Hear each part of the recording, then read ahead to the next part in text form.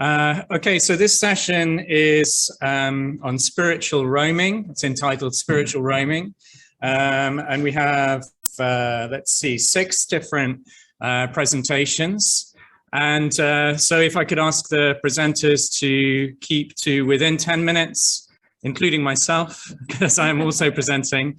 And then, yeah, that'll give us some space and some time for discussion at the end, as I said.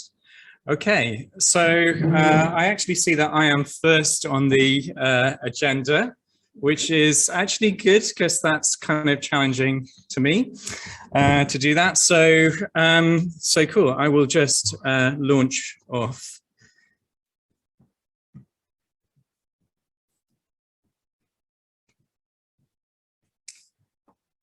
Okay, so put that there.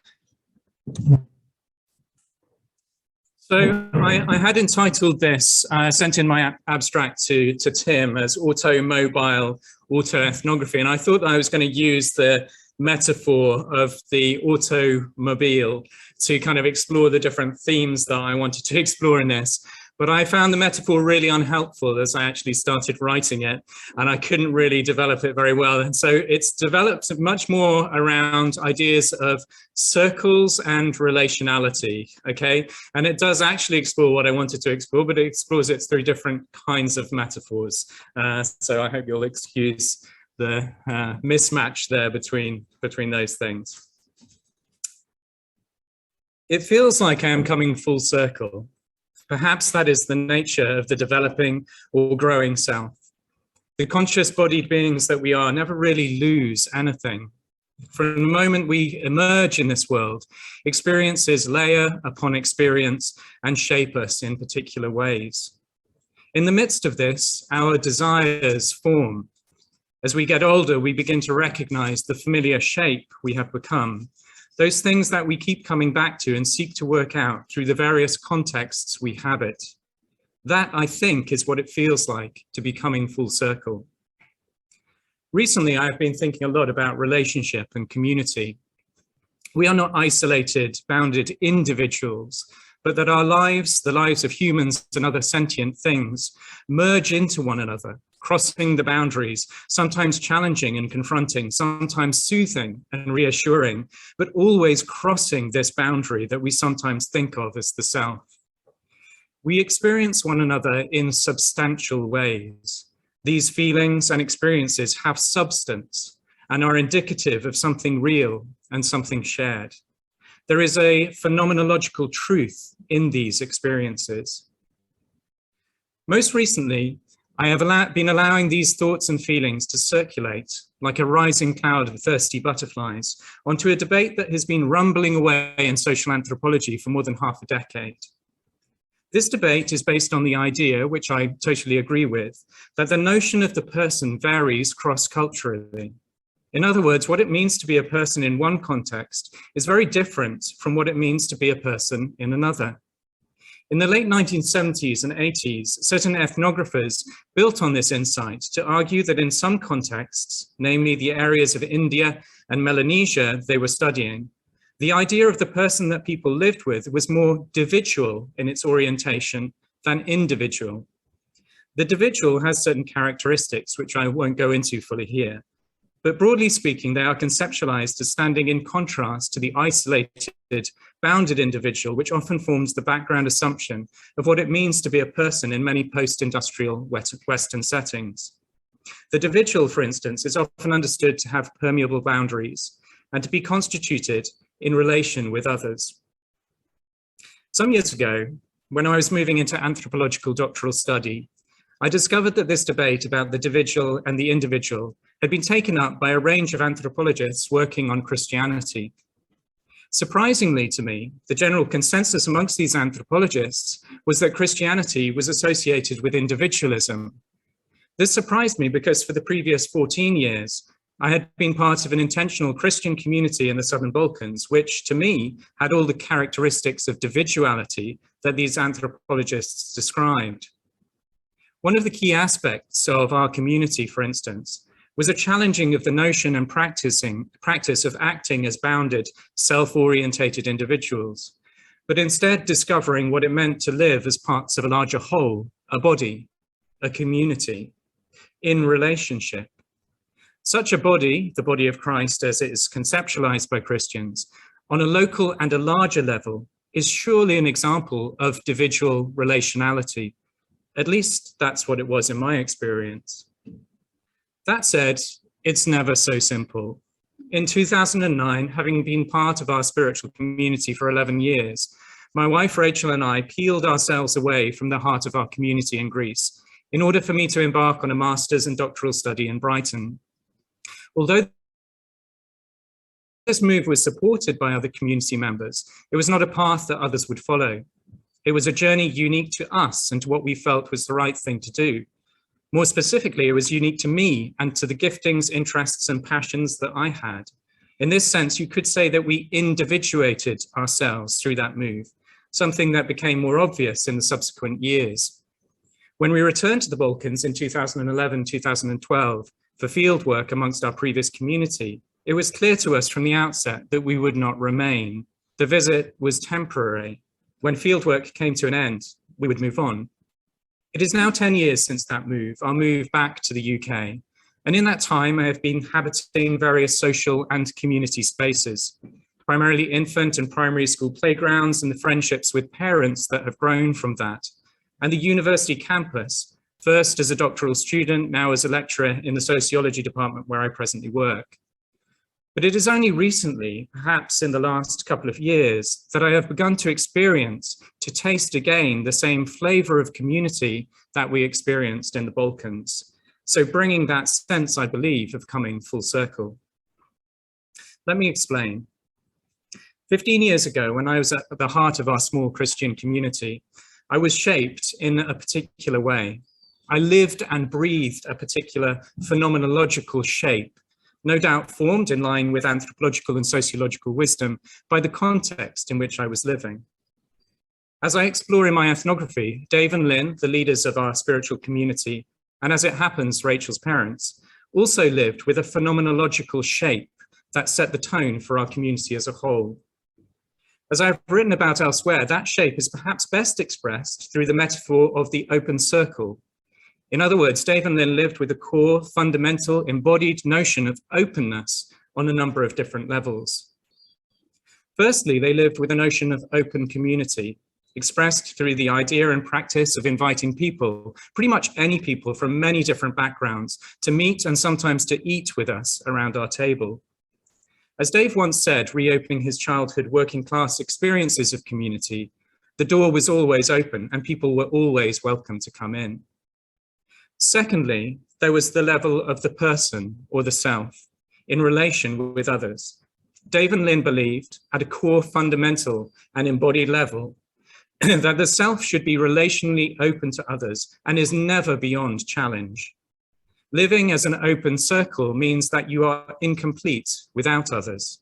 Being an open circle, you know that you do not see the whole truth, but need others to complete you. Since we are all in processes of becoming, however, there is always the danger of an open circle, the danger that an open circle can morph into a closed circle, hardening the boundaries of the self, erecting walls of self-defense, and so on. To stay an open circle, therefore, requires work and humility, and is most often aided by the presence of others as they are invited, with all their awkward and spiky truths, to intrude upon one's life. And finally, there was the level of one's relationship with God, with the mystery of the divine. Dave and Lynn and our community lived with an openness to God, to this unknowable force that nonetheless made their presence known amongst us, most often in relationship, in love, in community. When openness is expressed at these different levels, something precious happens. God comes down to earth. So how have I been getting the taste, the flavor of this type of community and this shape of the self again? I mentioned above that it seemed strange to me that anthropologists had labeled various expressions of Christianity as individualistic, when the shape I have been describing above and my experience of Christian community seems much better expressed through the notion of individuality. In fact, in comparison to the individual personhood that I experienced as part of our intentional community in Greece, I have found anthropological communities themselves to be far more individualistic in their orientation, whether it is the ways in which people keep aspects of themselves guarded, not open to intrusions of any sort, or of how anthropological forums can degenerate, if that is the right word, not into collective explorations of wisdom, as perhaps they should be, but into competitive knowledge displays or exercises in maintaining local hierarchies of status and control. I won't expand further, but I will say that it is only rarely in such contexts that I have discovered the depth of the open circle that I experienced and became familiar with in Greece. It is refreshing, therefore, in the last couple of years to notice the open circle re-emerging in my experience and relationships. I am discovering in new and different contexts the shape I once have been. These feelings associated with relationship and community in the sense that we used to understand and experience these things in Greece are re-emerging once more. Interestingly, these re-emergences are happening most often in contexts that carry the undercurrents of autoethnography and or of autoethnographic practice. Often they emerge most tangibly and evidently through the tensions that emerge in small groups, in particular episodes of tension between group members. I do not have the space or the permission to relate those episodes now. Instead, I will turn to the experiences of a Christian author as he describes being part of a spiritual community, and since he captures the dynamics involved so well. Stephen Verney, writing in the 1970s, orientates his narrative around a belief that the world is getting better, or at least that it can get better if we humans play our part. We learn and understand and prefiguratively bring a better world into being. One place, according to Verney, where this kind of life has the opportunity to emerge is in the context of small groups, where paradoxically, opportunity for this kind of emergence is often instigated through incidents of tension. In a small group, Verney writes, as we get to know each other, there comes perhaps a moment of irritation, perhaps a moment of deep friendship, when somebody lets slip a truth about ourselves. We are stabbed as light penetrates into a dark place. Often what is revealed to us is something we knew on the intellectual level, but now we suddenly experience it at an emotional and an embodied level. The temptation at such a painful moment, according to Verney, is to divide, to draw up defenses around the self and withdraw to what he describes as the simpler style of operating as individuals. On the other hand, we can bravely hold the tension in relationship, maintaining openness to the other and, in Verney's words, the light that they bring. The individual person held in relationship is mysteriously reshaped, as is the group that holds them. Verney then leads into a description of group life that, for me, captures many qualities of individual relationality, both as we experience these things in our community life in Greece, and as I have begun to experience them now in other contexts. As we experience this group life, he writes, we become aware that human beings flow in and out of one another. We are not individuals, not like billiard balls which bump up against one another, but part of an organic cell. We interact, interlock, and interplay with each other. At a deep level, we seem to be open to one another. It is through the life of a small group that we come to know in our guts what we have already accepted in our heads, that we and others are interdependent. And so we are ready to state another conclusion, writes Verney, that the organism through which the divine presence can express itself most perfectly is not the individual human being, but the group who are living in the interaction of faith. Contemplation will reach its fullness in such a group, for contemplation is the divine love declaring itself, and the divine love declares itself most naturally through the give and take of our human love. Such, I take it, is the mystery of the relation. Thank you.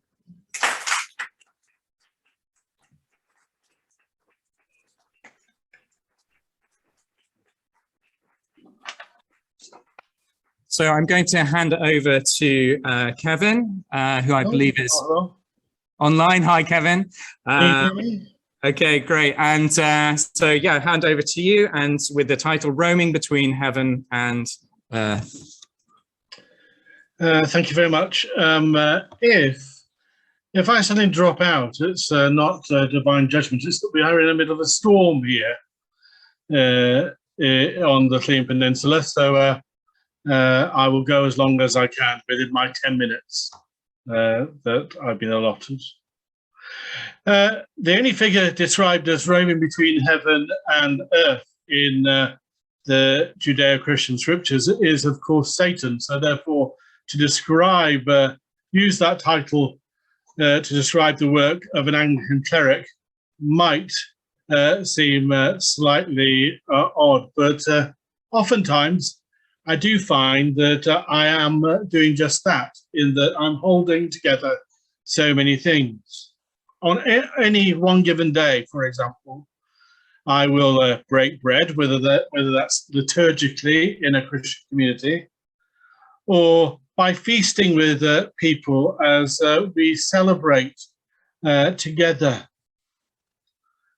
I'll also be with those who mourn, and whether that's mourn the loss of a loved one or mourn the absence of things that they've experienced, particularly over the last couple of years, where people have suffered a great degree of loss and are struggling at times to find ways to articulate it. I might also, on that same day, apply for a grant for a youth club, collect food for the food bank, or sit with somebody who is in the onset of dementia. I will at times be close to heaven and sometimes rooted on the earth. I juggle very many things. And in a context like this, in an autoethnographic conference, I sometimes struggle as a priest because I am a theologian by training. And just like our colleagues earlier on in the day talked about the possible interactions between medicine and autoethnography, sometimes the training of clergy probably could be enhanced by the inclusion of an autoethnographic perspective. Because while I'm very equipped to speak many dead languages, to interrogate texts of various religious provenance, it was only the introduction to autoethnography in the recent past that has enabled me to actually get to grips with a theology of experience. Sometimes there's a great divorce between the text and experience. And so I come back to roaming between heaven and earth. I'm a great fan of William Blake. He of the Jerusalem fame, although I believe he was a prophet and probably didn't intend his great song to be sung before cricket matches or at weddings. Blake envisaged a new heaven and a new earth. He envisaged that actually heaven and earth were intermingled. And one of my favorite texts from the Hebrew Bible is from the book of Ecclesiastes. For everything there is a season, a time for every matter under heaven. The time to mourn and a time to dance. So as I sit with people in their mourning, I encourage them to dance. I encourage them to dance with their experiences, whether their experiences are technicolored or rooted in the monochrome. When I sit with people who are happy, I encourage them to dance too, the fervent dance that acknowledges that their current emotional state will pass. A priest is an odd person, I admit that. We are the people who are a bit like the great uncle or great aunt of a family, who are continually invited to parties long after the family have forgotten why they are invited. That is, whether that be funerals or remembrances, community events, pet shows, or even the academy. But what we have to teach is that life is holy ground. And the key thing for me as a priest in dialogue with autoethnography has been the rediscovery that my experience is holy, that it touches the divine, and that I'm allowed to be complete, even though I still have many questions. I'll leave it there for now. Thank you.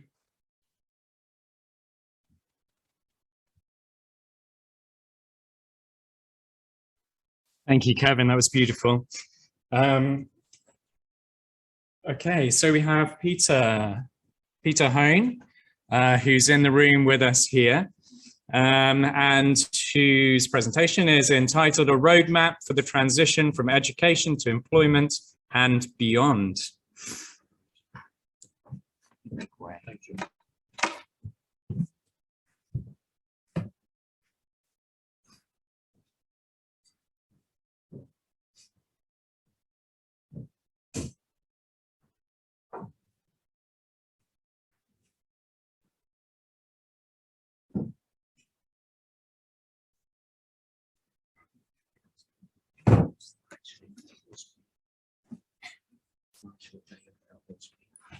Now.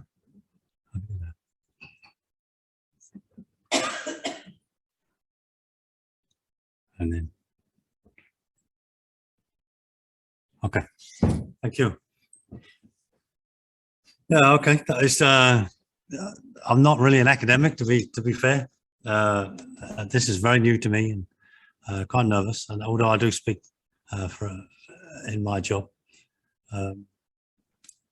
2 years into an ethnography, living and working in Singapore, I was fired by the company I was doing the ethnography around. So my data was wasted. I work in oil and gas. How do I pay my mortgage? What do I tell my wife? How do I pay my children's education?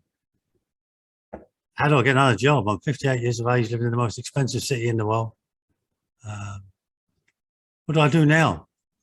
So I called my supervisor, Catherine, in Northumbria, wonderful person, and she suggested an autoethnography.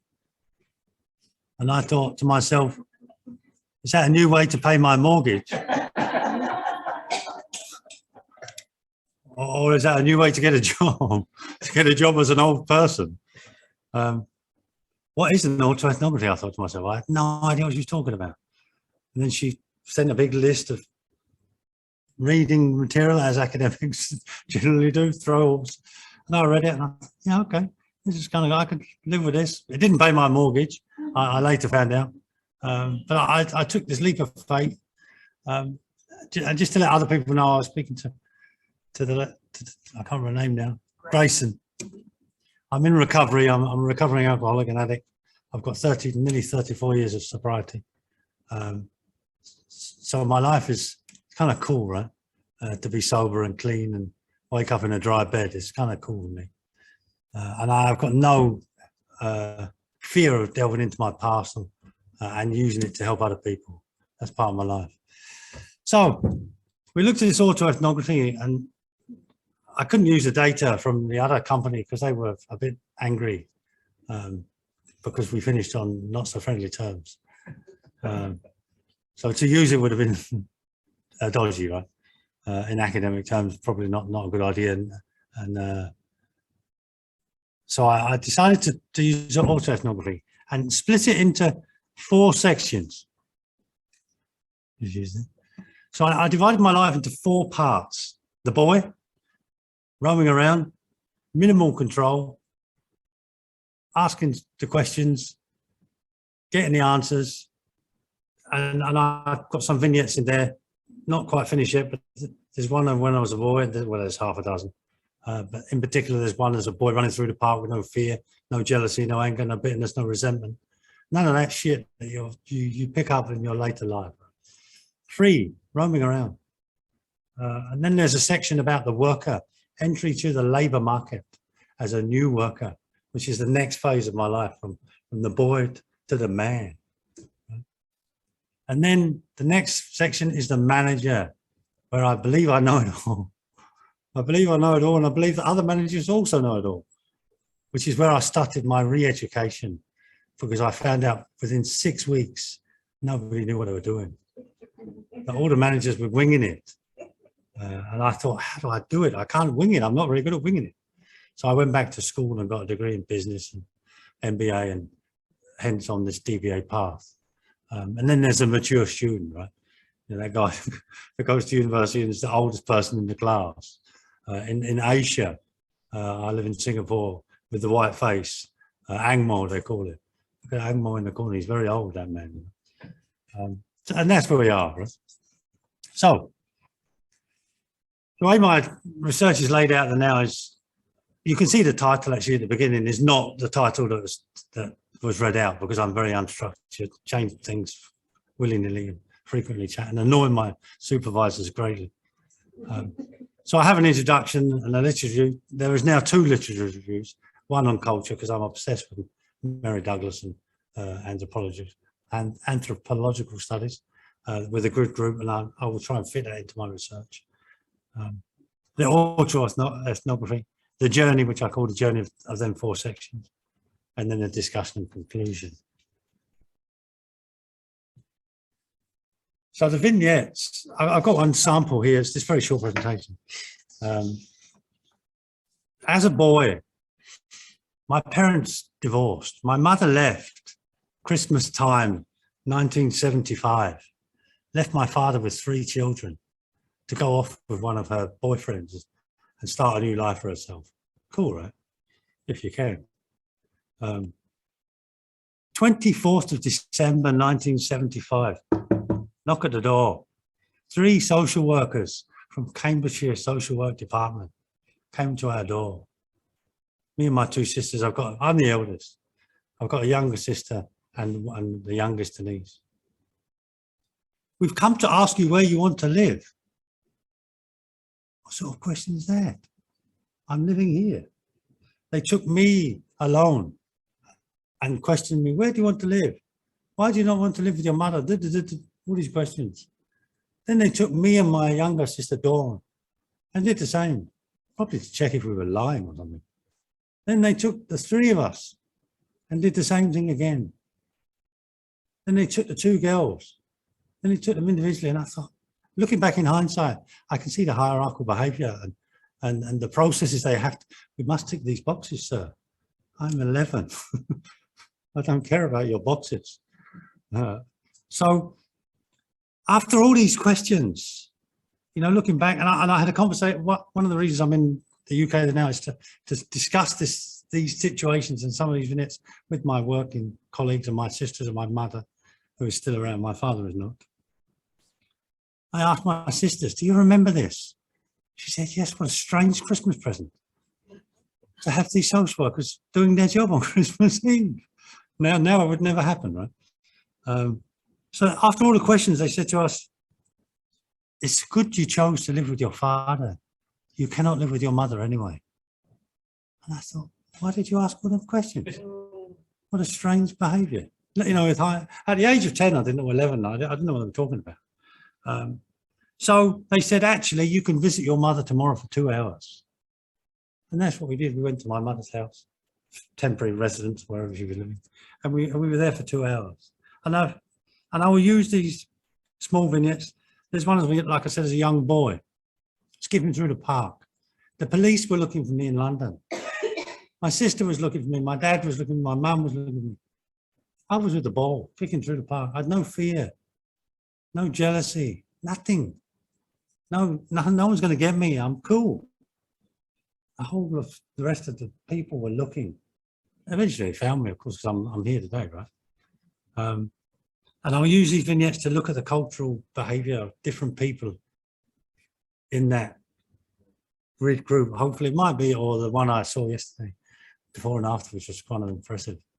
And to sit back with my sisters and talk about this It was just last week. I was in London talking to my sisters. Do you remember that? She said she remembers being frightened, sitting on the staircase, huddled on the staircase, with the Christmas tree in the living room, and the fire on, and my father trying to make some sort of food, I presume. Why would they do that? She said. I don't know, but I'm going to try and use it.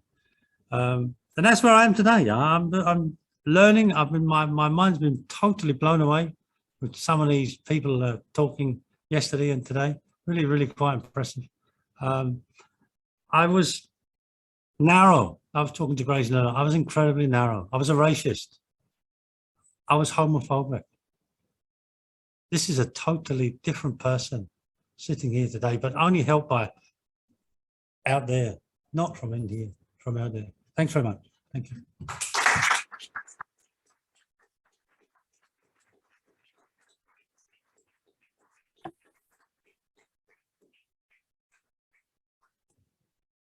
Great, thank you, Peter. Okay, so our next presenter, let me just stop share. Okay, so we have Porsotam Leal. Is that the right? Yep, that's great, Jamie. Okay, brilliant. Okay, I'll hand over to you. And your title is Search for the Centre, Personal Transformation Through Autoethnography.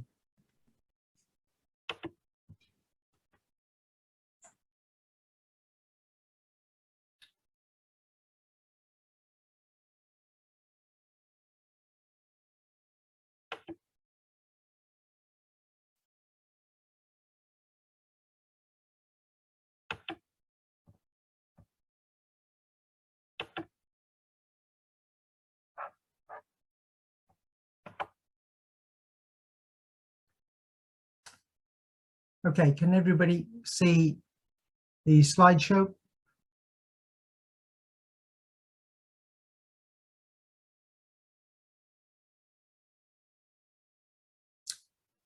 I can't hear you, sorry.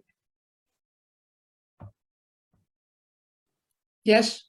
Yep, okay, brilliant. Okay, I'll get started then. Thank you ever so much. Okay, so thank you, Jamie, for the introduction. It is an honour and a pleasure to be here.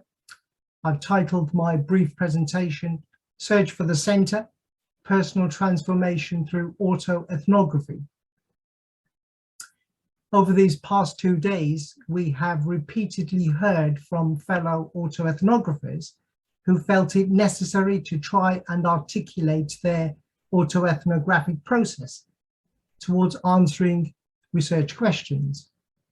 My doctoral experience was in part a probing into the tensions within myself. Reaching middle age and mid-career, only to find myself facing insurmountable problems at work and home. After 2 years of turmoil and distress that left me feeling sour and angry, I had no alternative but to learn to let go of the illusion of personal control, let go of all that I thought I knew, and let go of reactions. I journeyed into the fertile space of not knowing and to stop fearing uncertainty and instead start to embrace it. In doing so, I have been able to deepen my life and experience joy, creativity, and possibility. While I did spend considerable time being intellectually active over my PhD, looking back, I spent twice as long practicing the art of meditation and listening to the sweet sound of silence. Allow me to review my presentation abstract here. It could be argued that for personal transformation to occur, a fundamental dissatisfaction with life must exist. My journey through the doctoral program, which ended this year, highlights specific experiences both before and during my study that have contributed to a lasting change in consciousness. Through using an autoethnographic approach, I am better able to understand the feelings of confusion and disillusionment following a series of losses in my life, including work, identity, health, relationship, and home. The methodology of writing passionately about personal experiences in my cultural setting helped with reconnecting the body, mind, and spirit. A prominent feature through any self-discovery journey, I feel, is a need to roam, which brings attention to the importance of silence for the inner journey to succeed. The immense vastness of space is silent for a very good reason.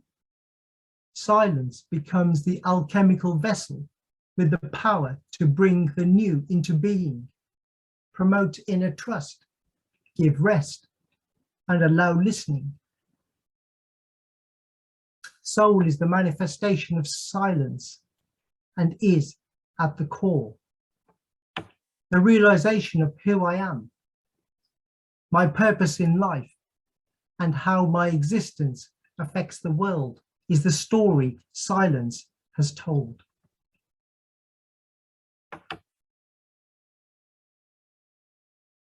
According to Rumi, the 13th century Persian poet and mystic, there are two kinds of intelligence. One that is acquired through collecting information from the sciences and other disciplines from the outside to inside. With such intelligence, you rise in the world. The second kind of intelligence is already complete and preserved inside you. This second knowing is a fountainhead from within you, moving out. So there is the intelligence of the mind, or outside in, and that of the heart, or inside out. The second knowing is unfortunately never sought by most human beings, yet it alone represents the way.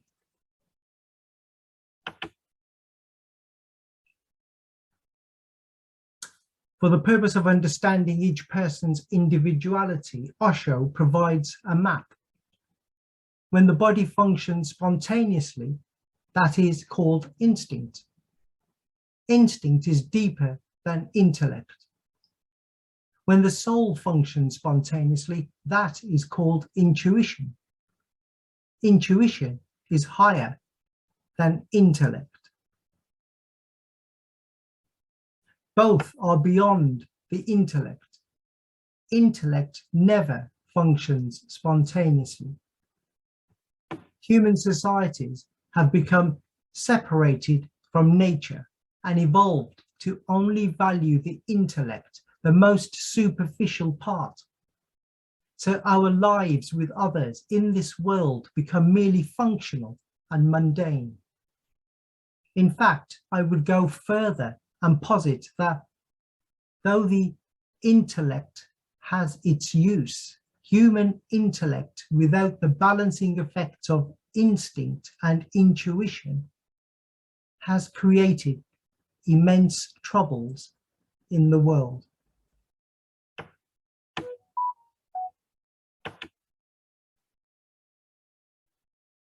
I would now like to turn to my PhD thesis and share a short piece from one of the 7 vignettes I wrote. I lock myself away in my study for much of the day, most days. My study imprisons me every day, of every week, of every month. Behind closed doors, I alone come up against ravaging self-hate and agonizing emotions in the extreme, following the loss of my professional license and marriage. I hurt all over, all the time, morning, afternoon, and evening.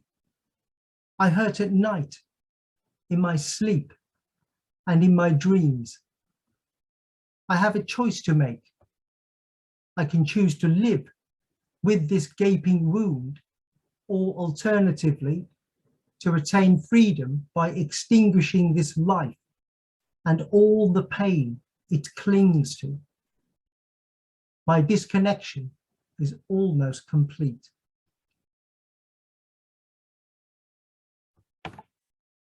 Referring to the work of Osho, today I recognize instinctual withdrawal at a time of loss and the creation of stillness in order to bear the pain that would turn me inwards and eventually heal me. Intuitively, I rediscovered the peace I have been searching for, not outside, but inside of me. There was no doubt that my brain was trying to kill me. The intellect I had nurtured all my life and made my master was now against me. Intuitively, I found solace between my thoughts. Only through the silence of the mind was I able to receive intuitive impulses from life and to encounter truth. In this state, the ego had completely disappeared, and life guides me with wisdom.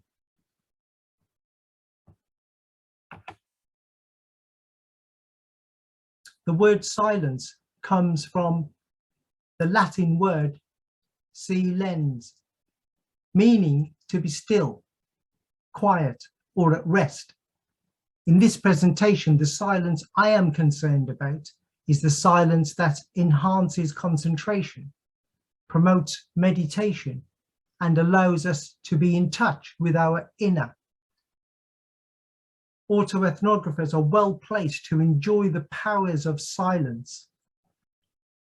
Creativity needs silence to get inspiration. Silence offers time for introspection and to allow the true self to speak, not the mind's ego. Silence gives rest, lowering breathing and heart rates, to live the present moment and enter our essential self. Silence allows us to listen to our inner voice and live the present moment now. J. Krishnamurti has said, to negate is silence. But negate what? Actually, acquired knowledge through schooling and conditioning. Only when we are unoccupied are we in tune with the whole. The whole is of one cosmic energy, simply that which is.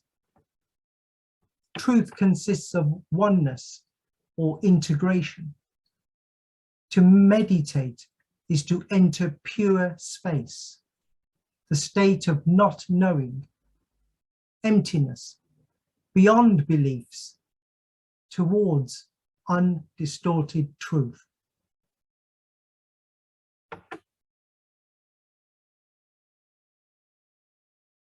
And finally, a few months ago, I took a meditative walk through the Seton Labyrinth on the south coast of England.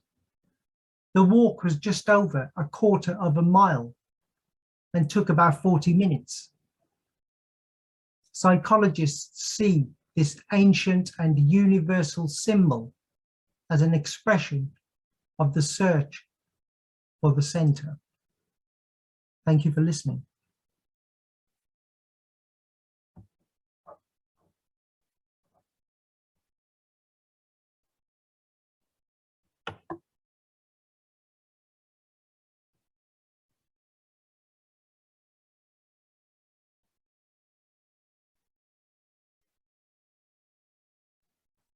Thank you, Porsotam. Thank you. Okay, we have our next presenter in the room, Jason Wragg, who will present on Heterotopia by motorcycle. And you have a video.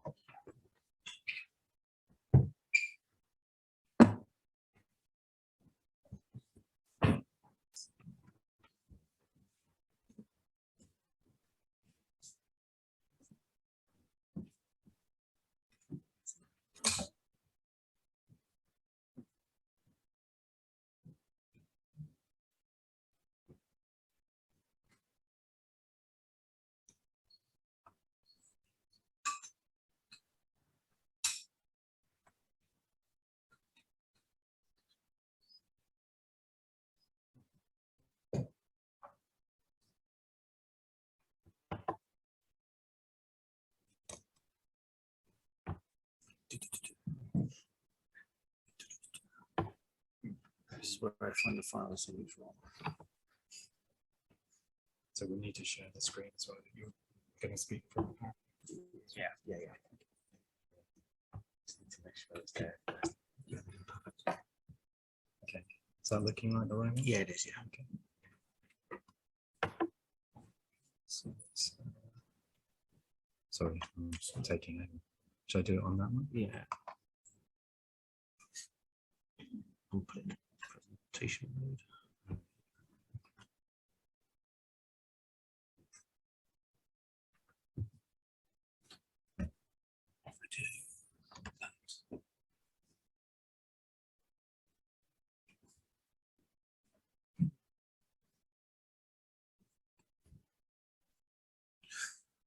So the irony is not lost on me that this is a freedom to roam.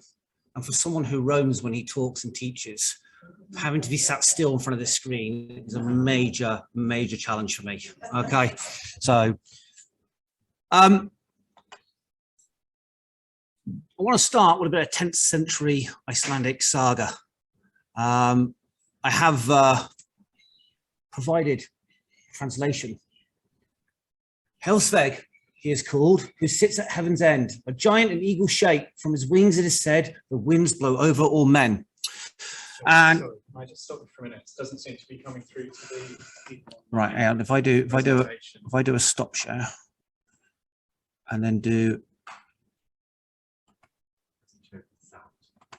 there's no sound, yeah, there's no sound, so they shouldn't.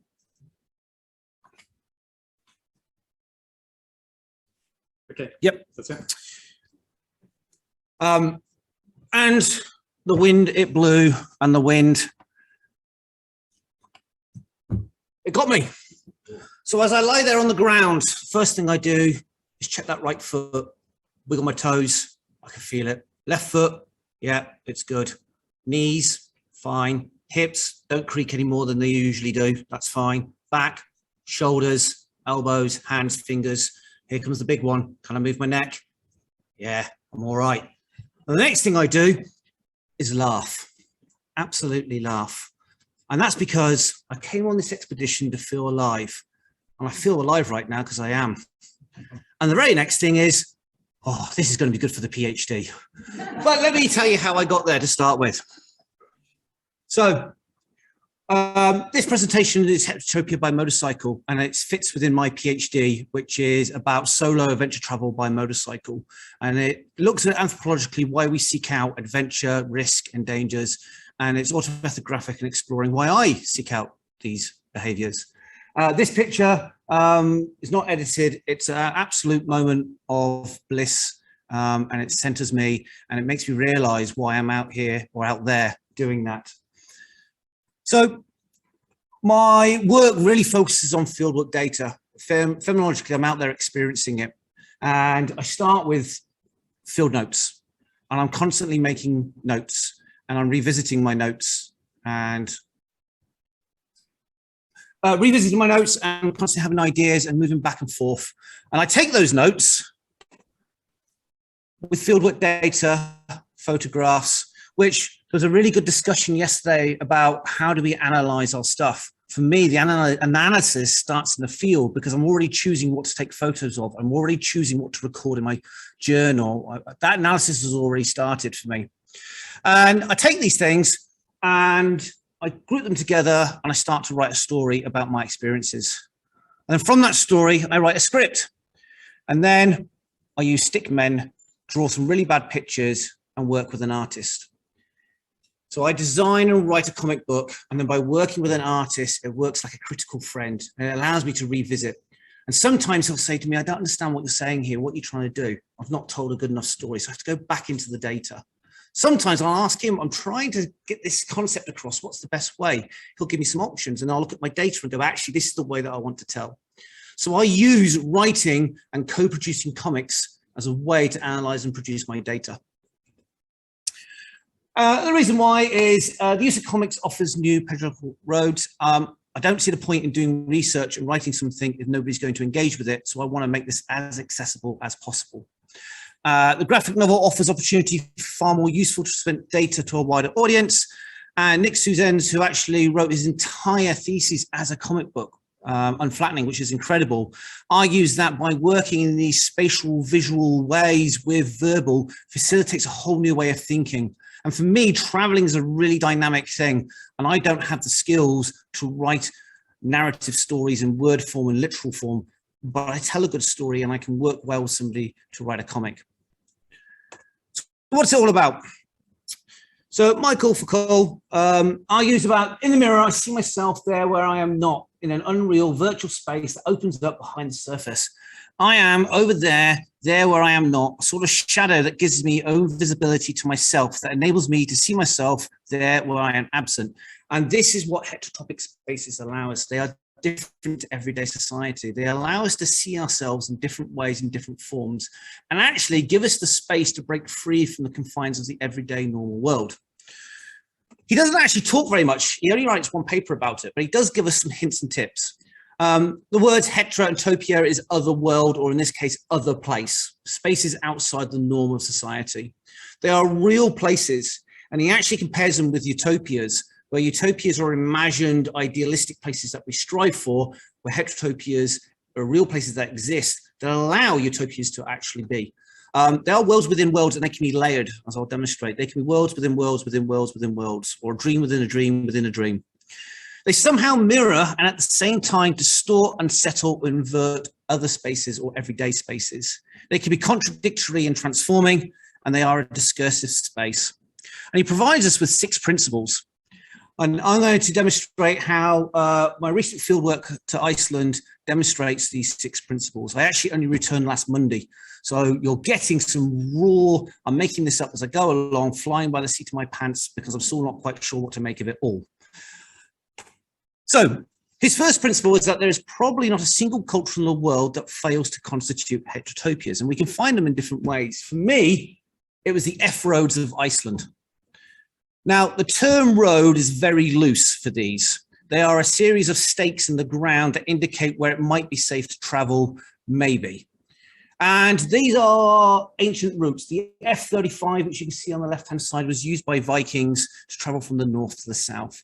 They crossed through glaciers, over volcanoes, through lava fields, through snow fields, and they are different in that they are roads, but roads are a non-space. They're here to efficiently allow us to move around the world. These roads are not efficient, okay? In fact, there is a Icelandic culture in that they design big trucks with off-road wheels and try to get them stuck to see how far they can go on these roads.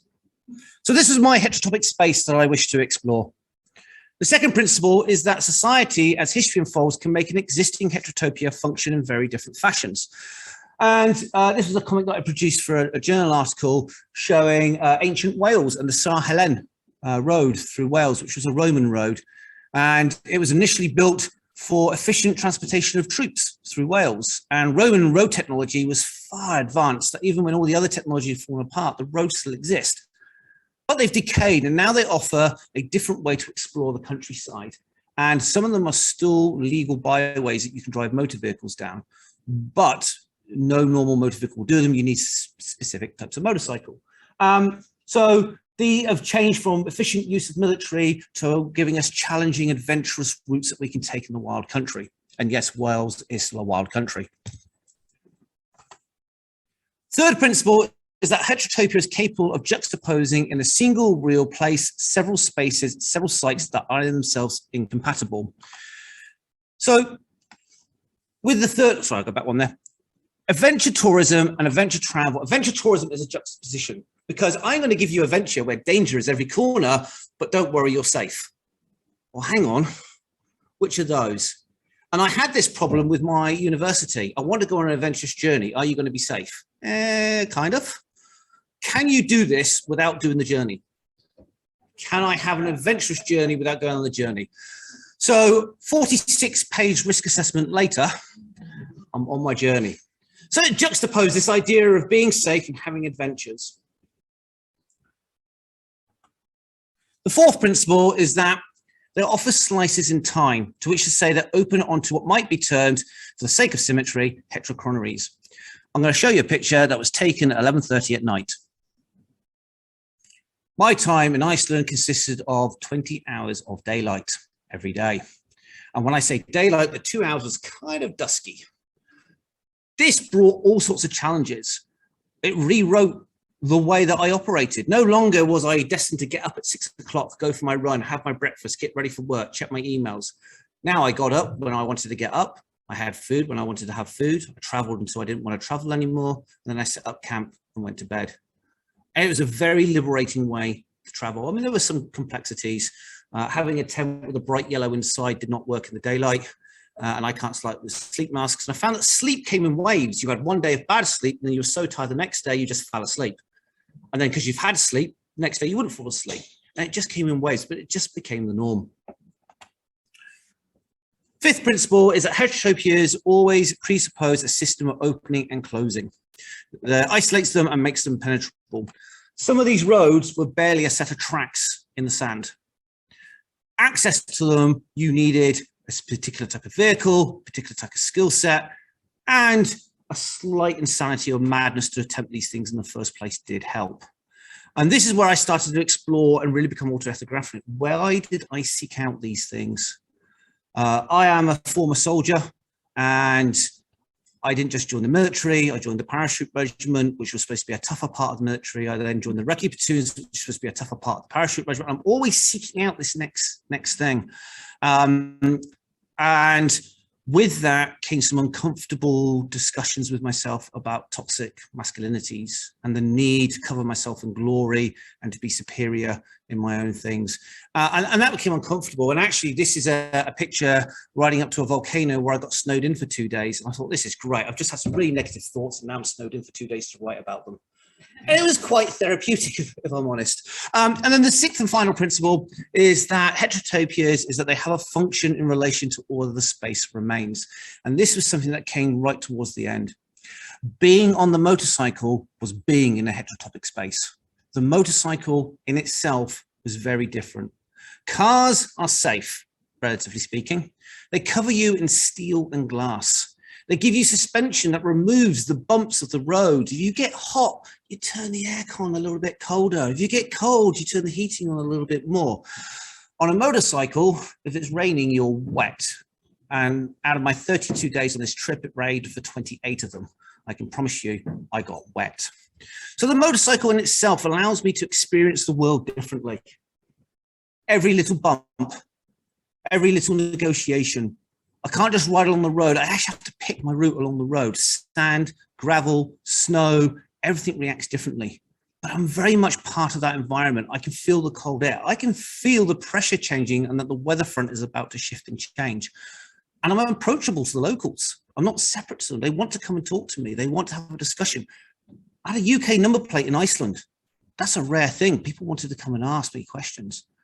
And so it gave me this space. Being on the motorcycle was a world within a culture. Being on an adventurous journey was a subworld of a subculture of being on a motorcycle. 0.1% of the population ride motorcycles. 0.01% of those go on journeys, and 0.001 of those were in Iceland. That makes me kind of special. So what it allowed me to do is explore some of these identities. And I used a little exercise, which was encouraged by my supervisor, and I created some comic book covers to explore some of these different ways in which I could focus and understand my experiences.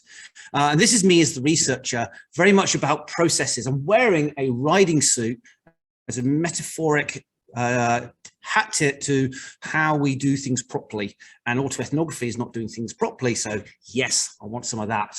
The BMWGS, for those of you who don't know, it's Ewan McGregor, Charlie Boorman rode them around the world. It became the symbol of adventure motorcycling, and I refuse to use that term adventure motorcycling. That is a marketing term that you go and buy. What I'm doing is adventures with motorcycles. That bike is really irrelevant. I even rode a 50cc clown bike across the Sahara Desert to prove the point. This is me as an adventure traveler seeking out experiences.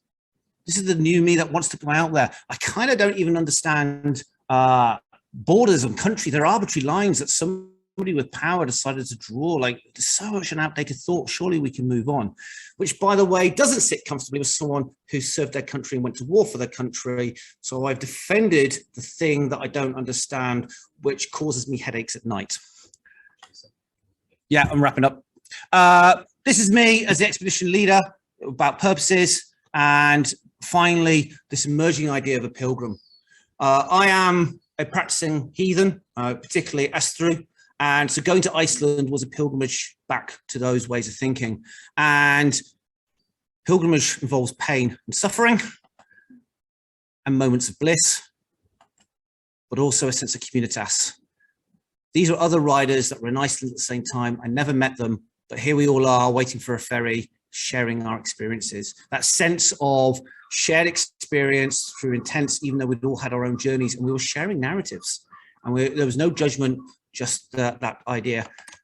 So now I'm writing comic book number 1 of 5 of my PhD, which I'm running. I'm going to do published runs of them, which are going to go to people who have traveled by motorcycle, and that's part of my reflexive process with other people. Thank you.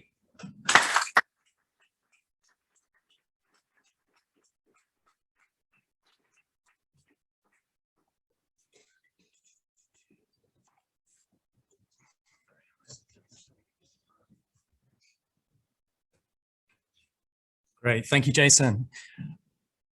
Okay, so our last presentation here is from Tim, and it's called Losing a Heavenly Father and Gaining a Mother Tree.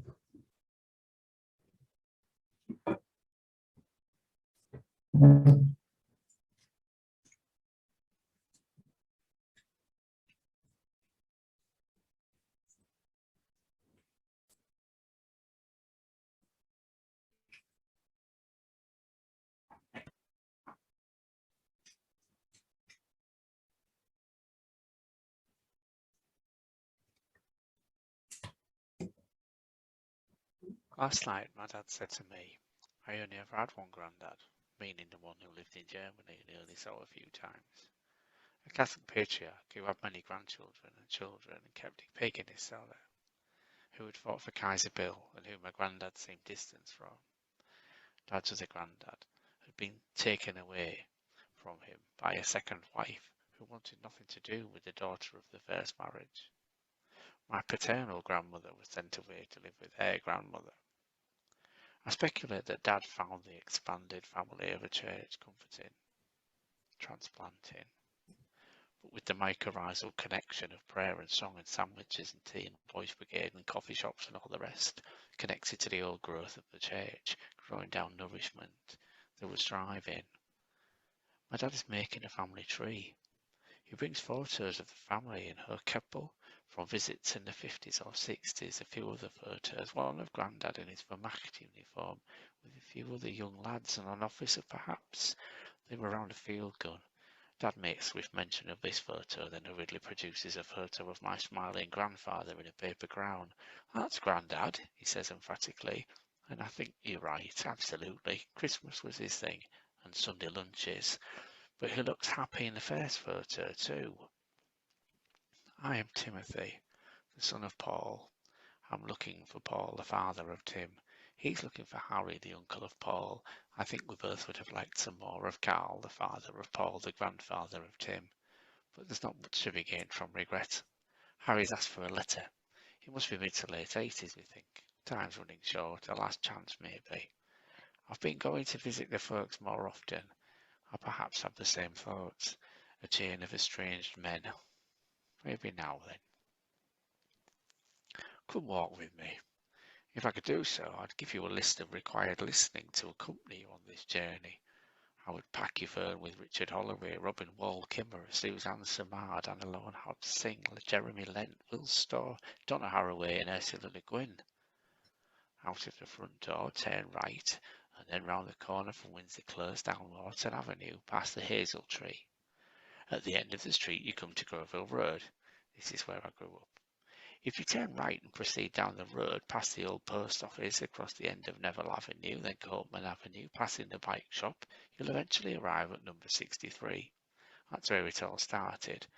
Across the road is my old school. A man stood at the front of the hall in front of a map. He was a bit remote, nobody's favourite teacher. He seemed a bit serious, angry even. But today, it was as if he'd given up on something. He was talking about the famine in Ethiopia. I can't remember what he was saying about it or what exactly was happening in the hall, but I do remember his tears. Frustration and pain seemed to come out of him right at me. People around me were making jokes about the famine, and I don't think I'd felt this before, but at this moment, seeing how powerless he looked as a scorching wind of indifference blew back his message, I felt it. I'm not saying this changed me in some way. I would have been 8 or so, just that it haunts me, despair in the face of indifference. I've never forgotten that image and that man's name. I don't think I ever had a lesson with him, but he keeps coming up trying to teach me something. I drifted from one friend to another after the bullying. Later we left school, the town, but not the church. Final insult to any remaining friends from school. Now I was part of a different group, but of no group too. Never quite fitting in and not really bringing enough or bending enough. A loner. If you turn left at the end of Wharton Avenue, walking up Groville Road, you'll soon arrive at Latimer Memorial Congregational Church. This is where it started, long before I started, and if you carry on a bit further across the intoxicating jumble of traffic lights and road markings known as the Magic Roundabout, you will arrive at a row of cottages. These were the homes of shipyard workers at Cookwright and Gemmell on the River Hull, where vessels necessarily and remarkably entered the water sideways.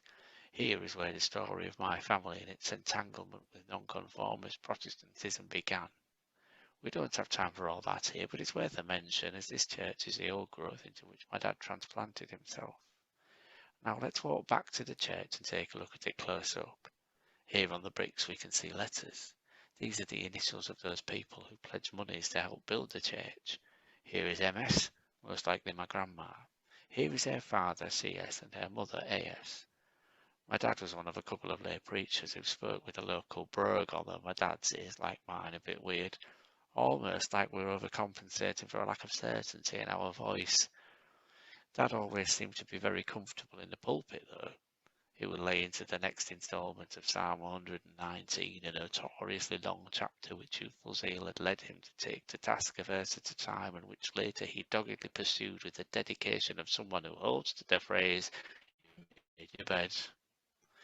To try and rescue my fraying relationship with God, perhaps, or out of idleness, the entry requirements were 2 E grades, I went to study divinity in Aberdeen.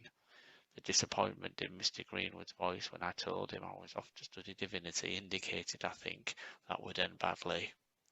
And after a long and difficult struggle, I lost my Heavenly Father. I was 22. I was too young to be able to walk away, I tell myself. I had no power at 10, 11, even 15. I wanted out before I was a church member. In my mind, as I lost my mind, my father was the placeholder for the Holy Father. Perhaps that is why, having left off with cod, I am still ashamed at the theft which delayed my father's dream coming true, and not long after it had, he learned he had a degenerative condition which is destroying him slowly. The proximity of these events is not indication of causation, I think, but it's hard not to notice and not to keep revisiting. I think I know he knows. We do not speak of it. Now let's go back to the shipyard cottages. Imagine we could walk, in the past we could have, across the road and across the fields to this rugged area of common land known as Figham. Here in the grounds of a fertiliser factory stood 2 houses, basic but welcome. My paternal grandfather, Carl Buescher, was born in 1922 in Huckabel near Cologne. This was the year of the Munich Putsch, and Grandad's formative years tracked the rise of the National Socialist Party in Germany. He was stationed at the Russian front where he caught pneumonia and was taken to field hospital in Denmark before being returned to the front. Eventually he was taken prisoner of war and brought to Britain, where he was held in a camp near Selby in the East Riding of Yorkshire. Grandad applied for naturalised British status and was given it in 1952. He lived close to the land in which he had settled, becoming close to indigenous but not able to be so. Grandad lived very simply. He rode his bicycle everywhere, grew vegetables, and made wine from forage materials such as nettles and elderberries. It was the sum of his deeds. A fanciful me puts forth the suggestion that he was addressing some cosmic balance which couldn't let him rest, offsetting his years in the Hitler Youth and the Wehrmacht. But the thing I'm thinking, I've got to have had some happy memories for him. And who would he share those with? He had no one around here to share this experience. Art Bochner is smoking and listening to Dark Side. I'm prompted to ask Alexa to play it. It's been a while. When I hear it, whilst I'm taken back to my dad's side in the front room at Groville Road, I hear the lyrics with 45-year-old ears, and in particular, time strikes a note. Scratching around on a piece of ground in your hometown, short of a breath and one step closer to death. I'm still in Beverley, and not of it, but now I think I might not want to leave. What happens when we truly become native to a place, and when we finally make a home? Where are the stories that led the way? If time does in fact eddy back on itself, maybe the journey of the first man will provide footsteps to guide the journey of the second. Robin Wall Kimmerer. Sitting on the floor in my maternal grandparents' living room with the other members of my church youth group as we listened to the testimony of my granddad, he told us of a pivotal moment in his life. A preacher uttered this line: "Christ died for you. What are you doing for Christ?" This had burned into my grandfather's consciousness 60 years previously and had infected and directed him ever since. Norman Denson said the same thing in a recent interview. You need a text, a sentence, a mantra. You find it and it won't let you alone. You will keep repeating it and living it. Coming from a background of textually grounded belief, the Bible as the literal word of God, this has great restorative appeal for me. But what's mine? There's no place like home. This has been a fantasy returning on the themes of indigenous and naturalised place, brought to you by the smell of wet tarmac and frying chips on Groville Road, the feel of my mossy lawn under bare feet, the memory of shadows cast by the chicken wire fence at the back of my primary school, the shame of a dark stain on my pants during PE, a room lit in green covered all over with newspaper clippings seeking to find a link, and the joy of discovering audiobooks when I was unable to read well.